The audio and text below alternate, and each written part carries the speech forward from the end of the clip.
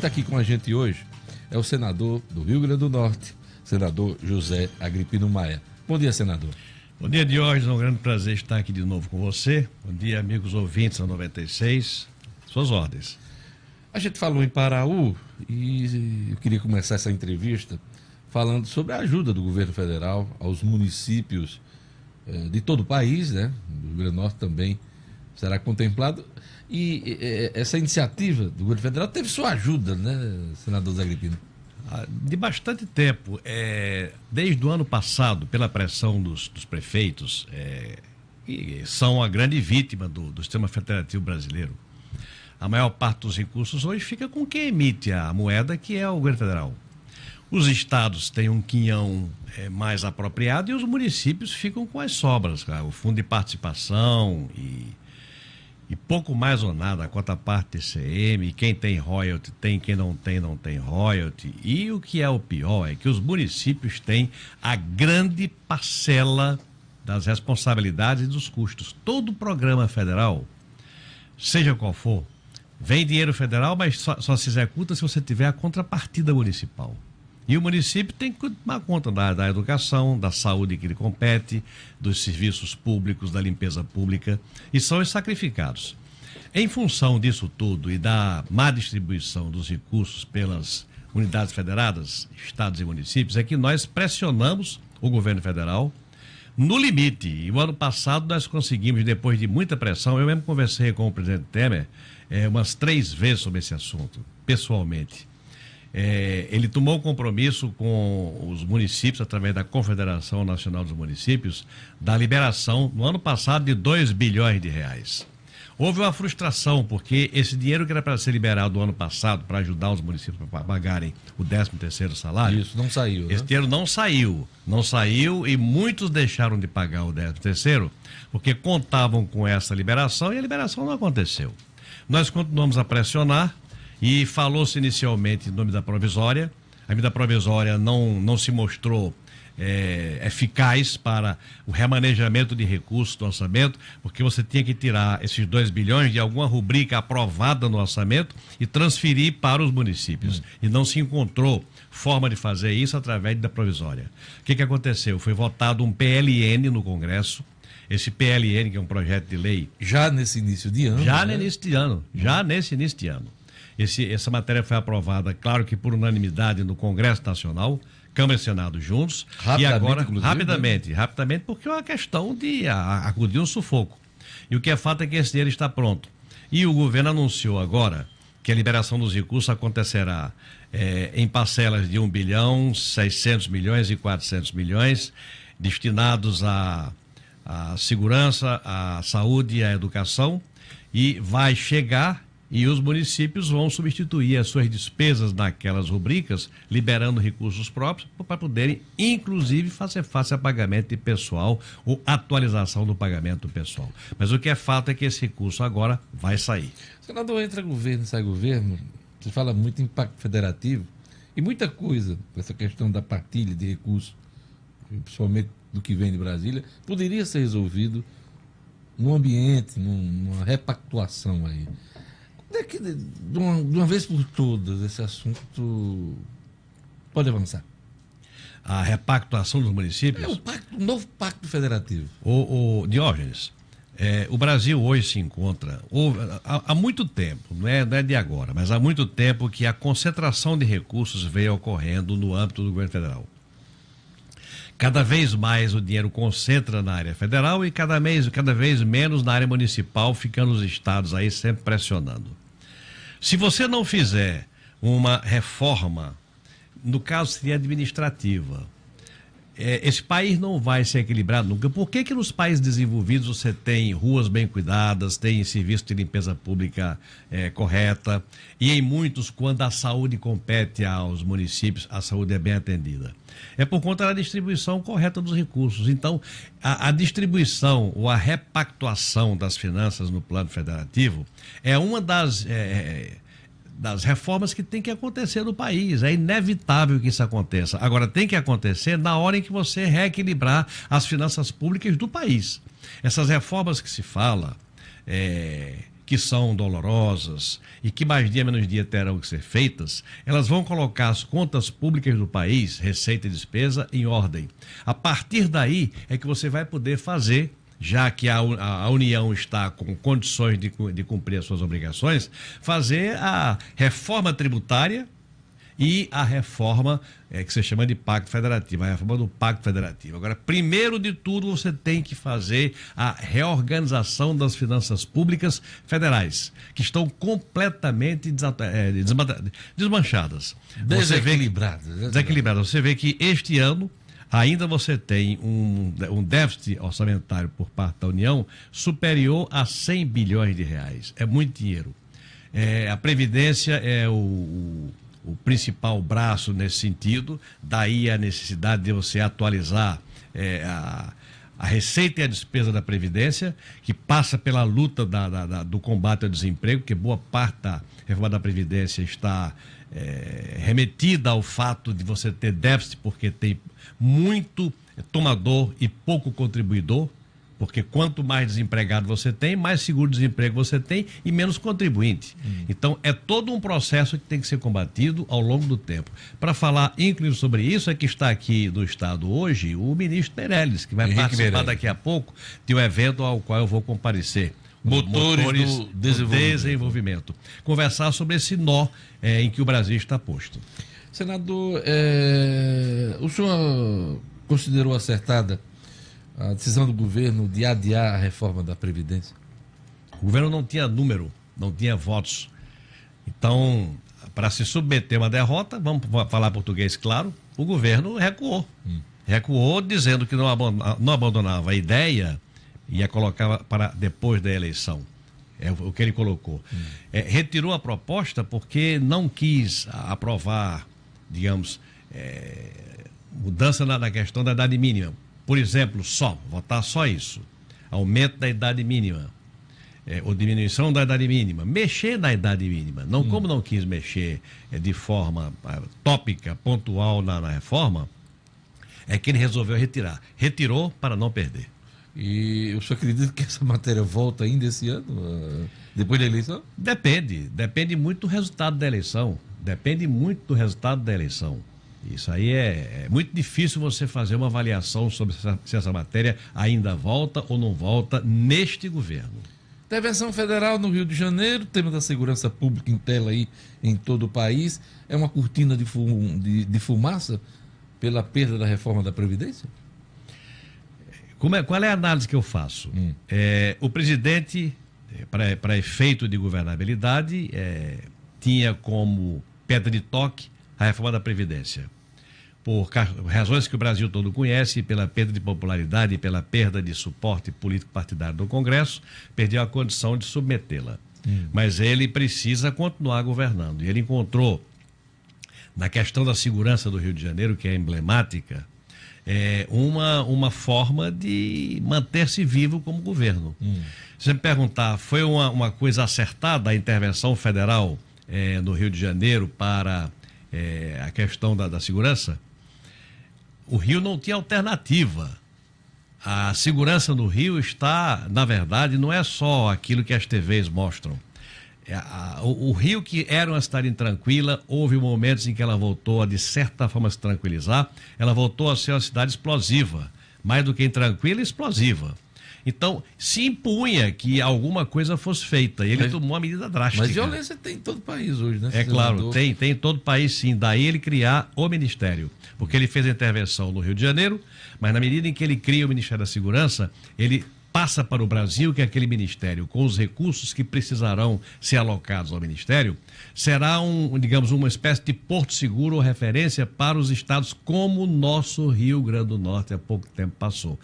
Diógenes, eu vivi a aflição da sociedade potiguar no final do ano passado. Eu fiz não sei quantos contatos com o ministro Jugman e com o próprio presidente da República para que aqueles 2.800 homens viessem para cá. No final do ano, né?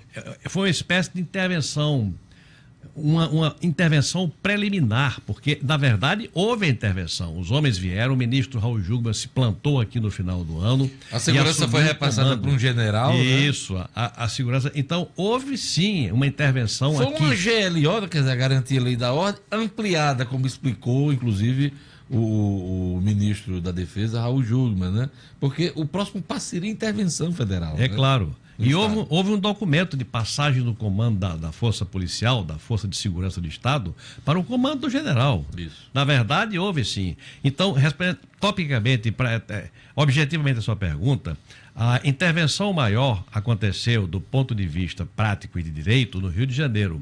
Mas aquilo que aconteceu no Rio Grande do Norte e que antecedeu até o que aconteceu na prática e de fato e de direito do Rio de Janeiro, o Ministério da Segurança, com os recursos que têm que ser alocados ao próprio Ministério, é uma espécie de porto seguro para todos os estados que precisem de suporte, como o Rio de Janeiro, como o Rio Grande do Norte precisou, como o Ceará pode vir a precisar.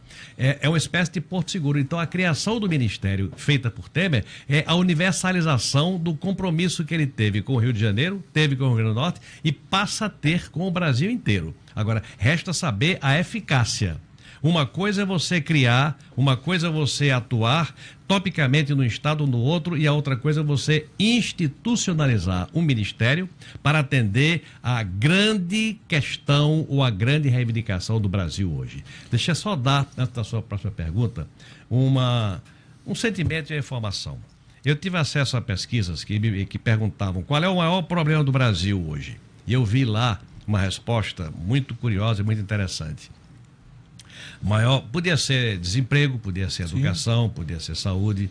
Não, o maior problema era a segurança. Até aí tudo bem. Mas a resposta do porquê da segurança. Eu posso estar empregado. Agora, eu não tenho, mesmo empregado, o direito de sair de casa porque eu posso ser assassinado, ou roubado ou agredido. Então, para mim, o maior problema, mais do que o desemprego, é a segurança. Porque eu até posso ter um emprego, mas mesmo empregado, eu fico com medo de sair de casa, com medo das consequências da insegurança.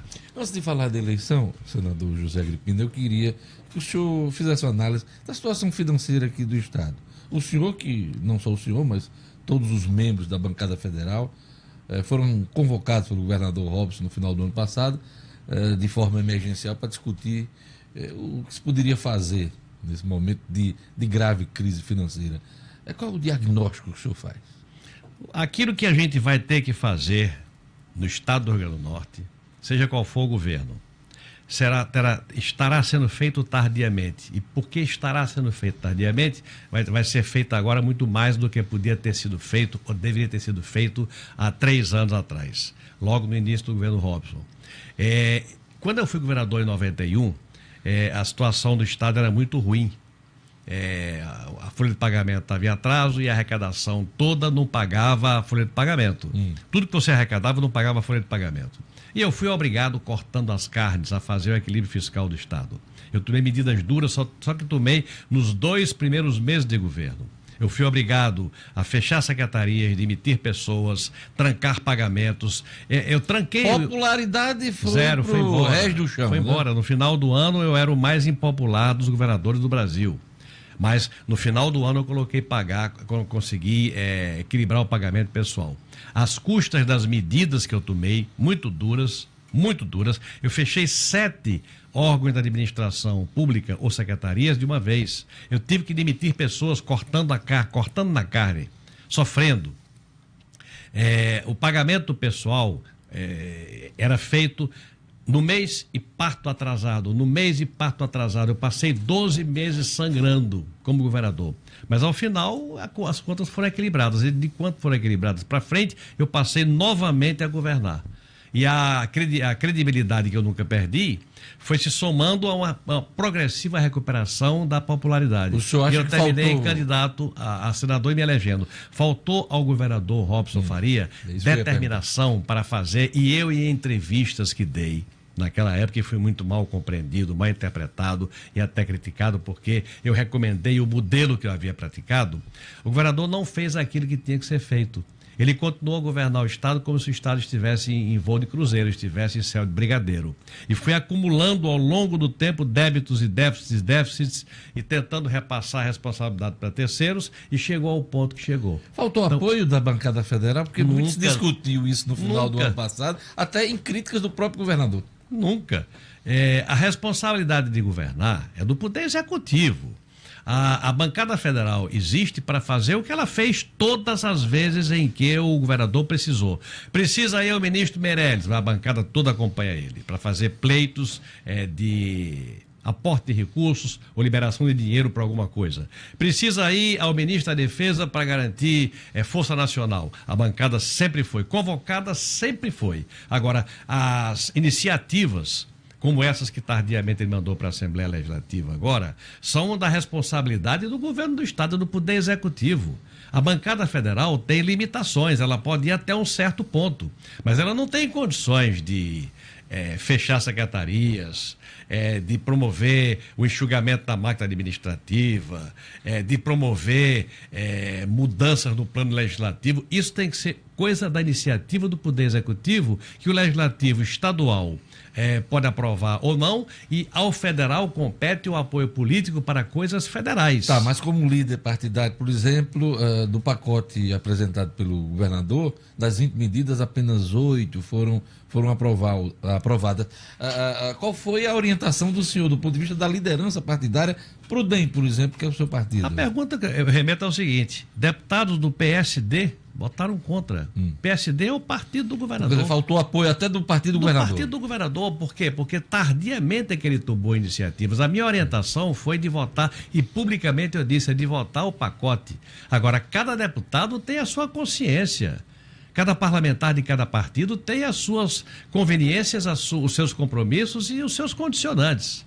Então, a recomendação que eu dei foi de aprovar o pacote, mas cada qual tem as suas condicionantes, a começar por deputados do próprio PSD, que, sendo o partido do governador, tinham automaticamente a obrigação de votar e não votaram. Então não vamos transferir para os demais partidos a responsabilidade de ter aprovado ou não. A responsabilidade era de ter mandado tudo aquilo, ou muito menos do que aquilo, no começo do governo, quando você tinha prestígio político e tinha justificativa para fazer muito menos do que o que foi feito agora para equilibrar as finanças do Estado.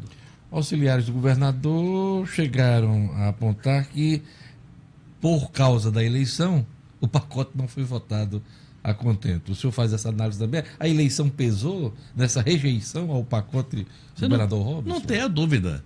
Você, em ano eleitoral, o parlamentar leva em consideração as consequências do que ele está votando. E deve ter pesado, sim. Por isso é que eu digo, esse assunto devia ter sido remetido no começo do governo para que não houvesse nenhuma componente eleitoral na aprovação do pacote. É normal. Em todos os partidos houve defecções fortes. Pelo fato de você estar dentro do processo eleitoral, adotando medidas que não competem a partir do A, B, C ou D tomar, e cuja responsabilidade perante o eleitor recairia sobre eles. Então, esse raciocínio caiu sobre parlamentares dos diversos partidos. Diferentemente do que se tivesse ido no começo do governo, não teria acontecido, porque as pessoas teriam votado de acordo com a explicação que foi dada, teriam votado aquilo que o Estado precisava, independente de conotação eleitoral. E outra coisa, a responsabilidade do convencimento do voto ao parlamentar é do Poder Executivo, e eu não sei se esse convencimento foi substantivo, foi substancioso, ou se não foi. O que é fato é que não houve votos para aprovar muitas das medidas que foram propostas. Então faltou oportunidade, isso devia ter sido feito no começo do governo, e faltou convencimento. O convencimento é fundamental. Convencimento pela oportunidade e convencimento pelos argumentos que foram utilizados. Eleição estadual, já que estamos falando de eleição estadual, muito se fala hoje num isolamento de Zé Agripino dentro do processo aí para o Senado, na parceria com Garibaldi Alves Filho. O que é que o senhor tem a dizer?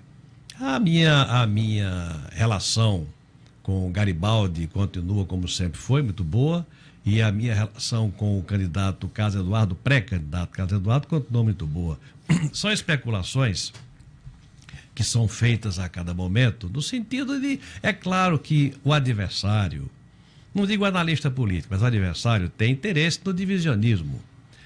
O que é que eu desejo? Que o Estado do Rio Grande do Norte caia em mãos de alguém que tenha condição efetiva de consertar o Estado. Que nós moramos, enfrentar a crise com coragem, com destemor. Então, neste sentido, ou para este objetivo, eu estou disposto a tudo. De reunir forças, de abrir mão, de atrair novos aliados. Tudo no sentido de fazer com que o Estado tenha uma oportunidade, tenha a oportunidade de se reparar. O que eu posso lhe responder é a minha relação com os parceiros Garibaldi, com o PMDB, continua absolutamente impecável. Tudo isso é intriga de terceiros. Eu não quero nem dizer da oposição, é intriga de terceiros. A minha relação com Garibaldi é muito boa, a minha relação com o Carlos Eduardo é muito boa, a minha relação com o João Maia, do PR, é muito boa. E eu tenho procurado, nas conversas com os players políticos do Estado, fazer este apelo pela união para salvar o Estado. Ainda ontem eu tive uma conversa longa com o presidente da Assembleia, Ezequiel Ferreira, neste sentido, no sentido de juntarmos as nossas confluências. Se nós temos algumas divergências, vamos tentar discutir as divergências, mas colocar na ordem do dia as convergências, os pontos de vista, quais são os caminhos que juntos nós podemos trilhar para salvar o Rio Grande do Norte. Até que ponto a presença do vice-governador Fábio Dantas no tabuleiro da eleição estadual desarruma aí os arranjos que já estão sendo conversados desde o ano passado? Não, é evidente que se você tiver um candidato contra outro, você tem uma disputa bem nítida.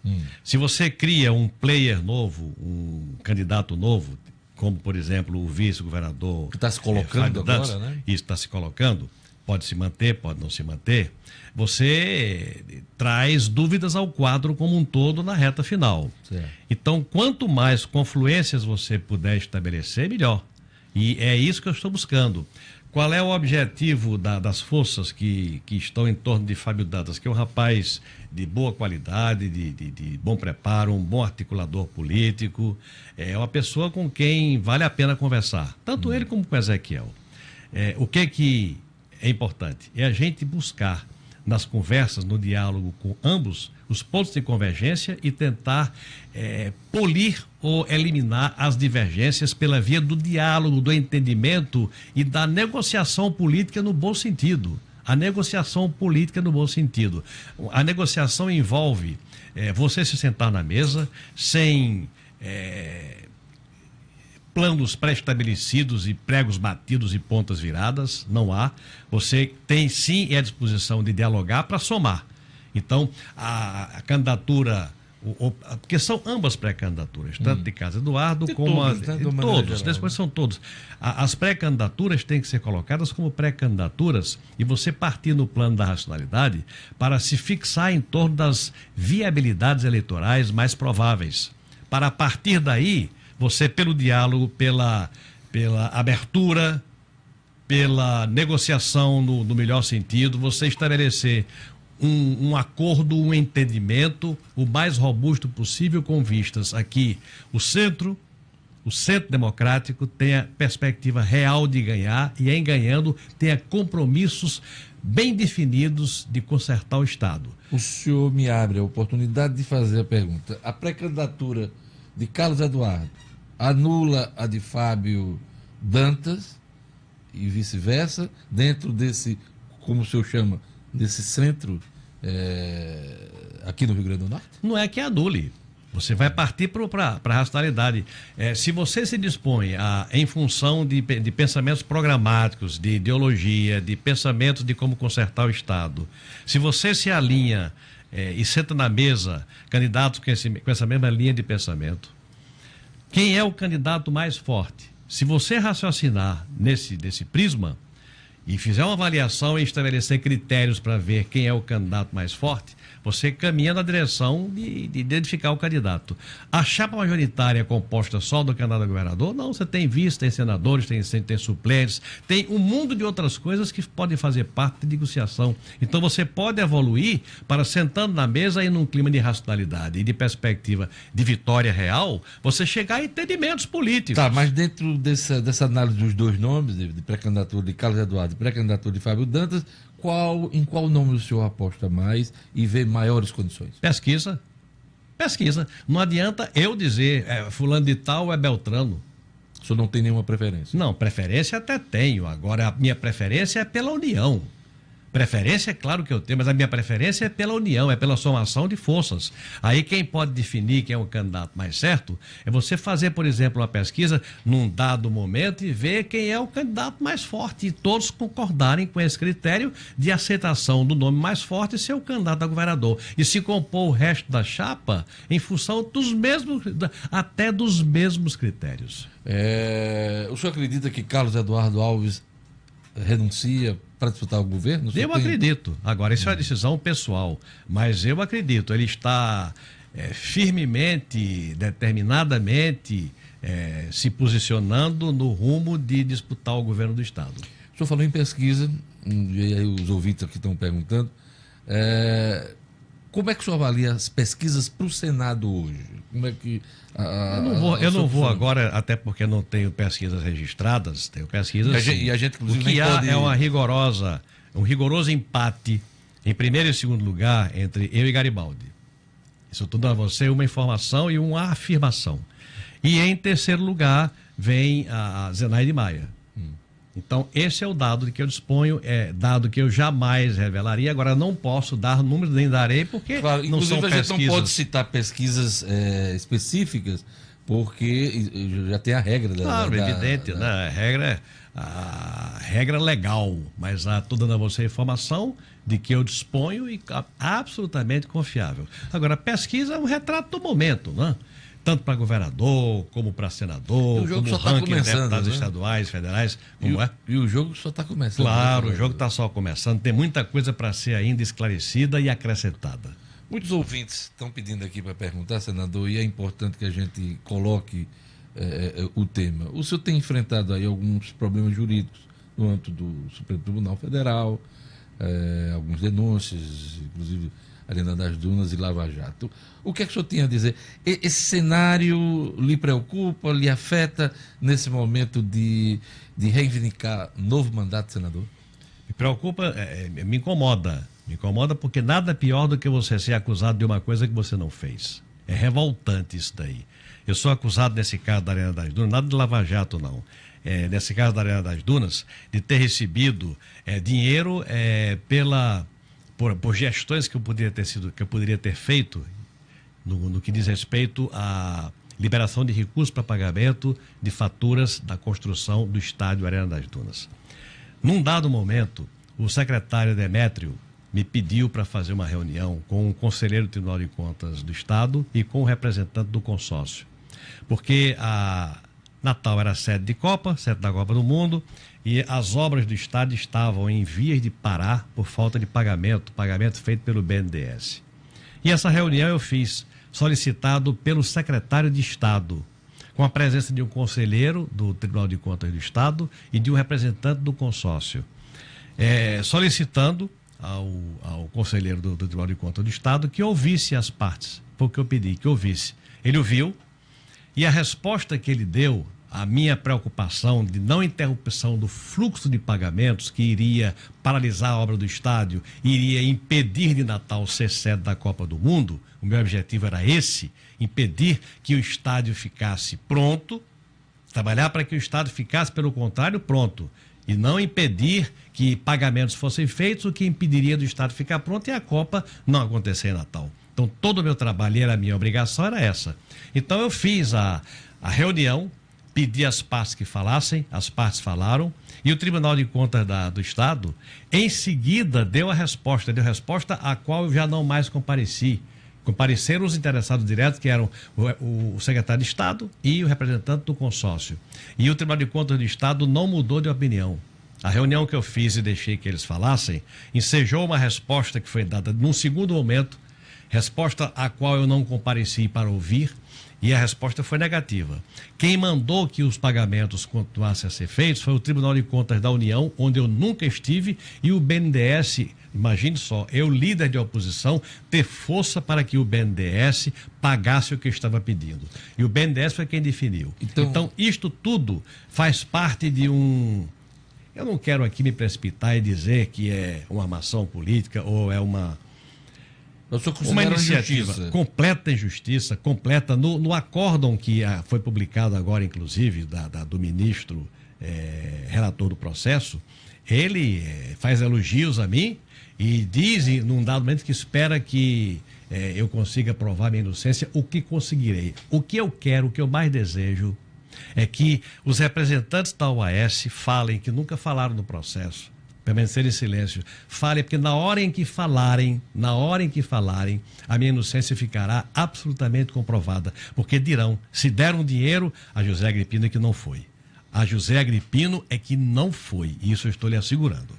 Nesse momento final da entrevista, eu queria falar um pouco sobre a corrida presidencial. Rodrigo Maia, que é o presidente da Câmara dos Deputados, do seu partido, será candidato a presidente? O Rodrigo Maia é uma figura que tem revelado uma enorme capacidade de articulação político-partidária. Ele tem verbalizado com muita coragem, muitas posições, e com isso ele transformou-se num expoente da política nacional. Ele é um player. Na próxima semana, nós vamos ter convenção extraordinária do partido e ele vai ter a oportunidade de falar. Vai ser em Brasília? Vai ser em Brasília, dia 8. Dia 8 de março. Dia 8 de março. Essa semana. Agora, quinta-feira. Eu vou entregar a presidência nacional do partido, que eu recebi com 21 deputados, entrego com 29, muito maior. Eu consegui evitar que acabasse. O PT dizia que ia acabar com o Democrata. Além de não acabar, eu vou terminar com a minha presidência com muito mais deputados do que eu encontrei. E nessa oportunidade, em que a Semineto, que me disse que era candidato, se ele fosse o meu candidato, eu disse, você é o meu candidato. Ele vai presidir um partido bem maior e que tem... Prefeito de Salvador e que tem a oportunidade de ter um dos seus filiados pleiteando, pelo discurso e pela postura, pleiteando uma pré-candidatura à presidência da República. Então, nessa festa, nesse evento, Rodrigo vai fazer o seu pronunciamento. E vai haver um certo tempo para que o pronunciamento dele, o comportamento dele e a adoção das ideias que são do partido e que ele interpreta, decantem e mostrem-se, do ponto de vista de pesquisa, ele tem uma candidatura decolada, se decolou ou não. Se decolar, o partido, evidentemente, que apoiará por inteiro essa pretensão. Será dado um tempo a ele? O quê? 2 meses? Claro que sim. É claro, um tempo que Ciro Gomes tem, Marina Silva tem, todos os pré-candidatos têm, para que próximas convenções possam ter a oportunidade de serem consagrados candidatos oficiais, porque isso significa o comprometimento do fundo eleitoral com a candidatura presidencial. Tudo leva a crer que o MDB também vai ter uma candidatura. Fala-se muito que o presidente Temer ainda pensa em ser candidato até para defender seu legado. Caso haja uma decisão do Democratas de lançar Rodrigo Maia, como é que fica essa relação dentro do governo? O DEM se afasta do MDB, do atual governo de Michel Temer? Não, aí você vai perguntar como é que fica o PP, como é que fica o PR, como é que ficam todos os partidos que têm presença no governo federal. Não, pergunto isso porque o Democratas tem um ministério muito forte, que é o Ministério da Educação, né? E, inclusive, o Mendonça, se eu não me engano, vai ser candidato em Pernambuco. Né? Ele será candidato com certeza, ou a deputado federal, ou a senador, ou a governador. Será candidato, então, sim. Vai se afastar. 7 de abril vai se tem afastar. Uma mudança aí. Ele vai se afastar. Eu tenho impressão de que Michel Temer vai terminar sendo candidato. Primeiro de tudo porque o PMDB tem muito tempo de rádio e televisão.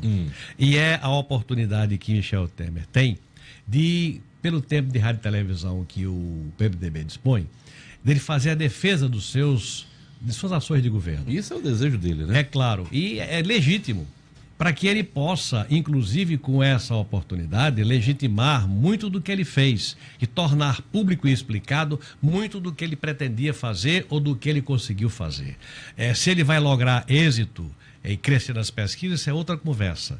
Isso é outra conversa. Agora, ele ter a oportunidade de explicar o seu governo, de justificar o seu governo, de justificar talvez até os seus equívocos e os seus enganos, é uma coisa que a lógica até admite. Então, por essa razão, eu tendo a achar que Michel Temer pode terminar candidato a presidente pelo PMDB. Então, pelo que o senhor está dizendo, mesmo diante dessa situação de candidaturas dos dois partidos, isso não implica num afastamento político, não? Não, o afastamento... Pode haver uma convivência... Não, convivência em termos. A convivência a partir da saída do Democratas do governo e a partir da indicação de Michel Temer como candidato a presidente, o Democrata está para um lado, o presidente está para o outro. Sim. Agora, em matéria de somação, o que é que Mendonça Filho fez, o que é que Ricardo Barros fazem? Fazem algo pelo país, no campo da saúde, no campo da educação, em diversos campos, que o Blairo Maggi faz pela agricultura, que ele é do PR.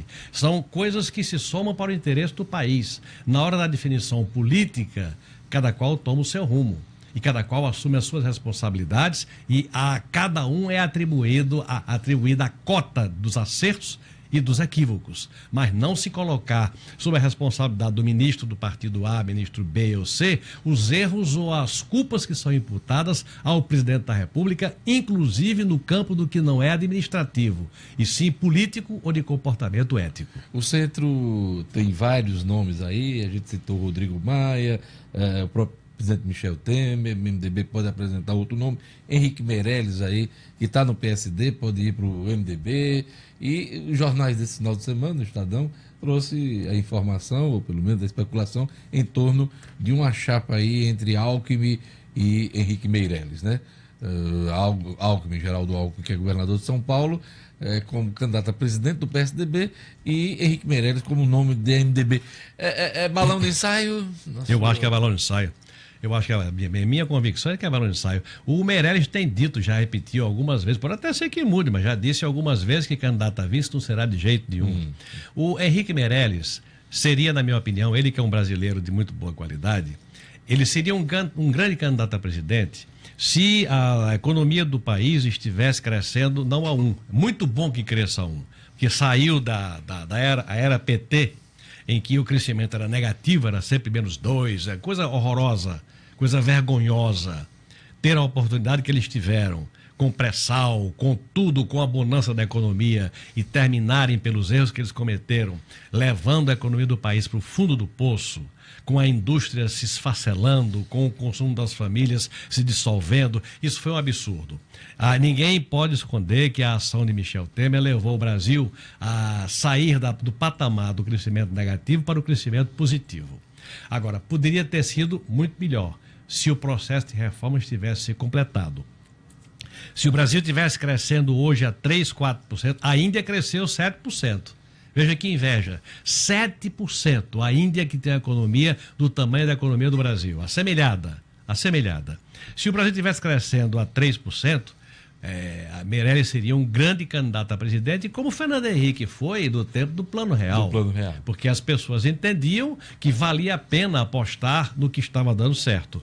Como o crescimento está sendo ainda modesto, as chances de Meirelles, na minha opinião, se colocam no mesmo plano. São chances modestas. Para encerrar, Lula, em comícios aqui em Natal, chegou a externar o desejo de acabar com sua carreira política. Hoje o presidente enfrenta problemas na justiça, já foi condenado em segunda instância e é dúvida para o pleito presidencial. Fica mais fácil para os partidos de centro-direita sem a presença dele no pleito presidencial? Ninguém pode negar que Lula, até pelo Bolsa Família, enfim, pelo que ele conseguiu fazer como presidente, ele tem uma expressão eleitoral muito poderosa, principalmente no Nordeste. Eu estive vendo outro dia o ranking das pessoas alistadas no programa Bolsa Família, o percentual de pessoas no Rio Grande do Norte alistadas no Bolsa Família é imenso. Então são pessoas que se julgam credores de uma ação feita por Lula. É verdade que essas ações tiveram início com o Fernando Henrique, com o Bolsa Escola, o Vale Gás, mas ele consolidou tudo e com muita habilidade, ele é um homem muito inteligente, alocou às pessoas mais modestas esse benefício. Benefício que tem que ser mantido, é claro que tem que ser mantido. Então, ninguém se iluda, a expressão eleitoral de Lula é grande, é forte, principalmente do Nordeste. Agora, a ausência dele, que eu entendo como definitiva, ninguém pense, Lula não vai ser candidato. Lula condenado, como já está em segunda instância, a não ser que você mude a página da legislação brasileira, você mude as leis para beneficiar uma pessoa. Isso não vai acontecer. Isso seria a desmoralização de uma instituição chamada Justiça, da própria Constituição, das leis. Então, ele não vai ser candidato. Eu espero que se defina sobre prisão ou não prisão. E aí não vou ser eu quem vai opinar. Quem vai opinar sobre isso com legitimidade e com argumentos é a própria Justiça.